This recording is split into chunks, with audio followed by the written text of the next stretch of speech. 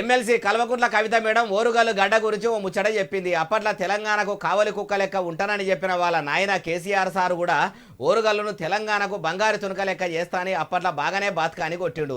అధికారంలోకి వచ్చినాక పట్టించుకోలేదనే ముచ్చటే ముంగటేసిందా ఇక ఇందాంపారి.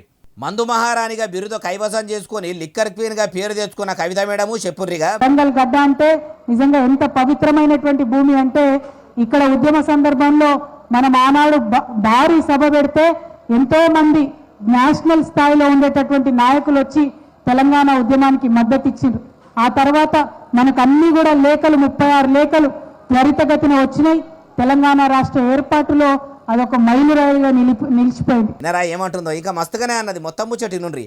మళ్ళా ఇవాళ ఈ ఎల్కతుర్తి సభ కూడా తెలంగాణ చరిత్రలో ఖచ్చితంగా ఒక మైలురాయి లాగా నిలబడిపోతుంది. అమ్మా కవిత మేడము, మరి అప్పట్లో తెలంగాణ వచ్చినాక ఏలుబడిలోకి వచ్చిన మీ అయ్యా మాజీ సీఎం కేసీఆర్ సారు అన్నమాట మీద ఉన్నాడా? వరంగల్ పట్టణము హాలతే మార్చేస్తా అన్నాడు. జంట నగరాలను జోరుగా అభివృద్ధి చేస్తాము, ఓరుగల్లు చరిత్ర తిరగరాస్తానని రాష్ట్రం వచ్చిన మొదట్లో ఏలుబడిలోకి వచ్చినప్పుడు ఏతులకు చెప్పిండు.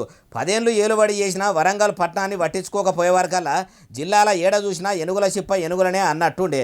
ఇప్పుడు మళ్ళా ఎల్కతుర్తి సభకు అట్లనే ఉంటుందని అనబడితిరి. మీరు ఇట్లా మాట్లాడుతుంటే శాతగానులకు గూతలెక్కువ, చెల్లని పైసకు రాతలెక్కువ అన్నట్టే ఉన్నది మేడము అంటుర్రు ఈ ముచ్చటిన్నోళ్ళు.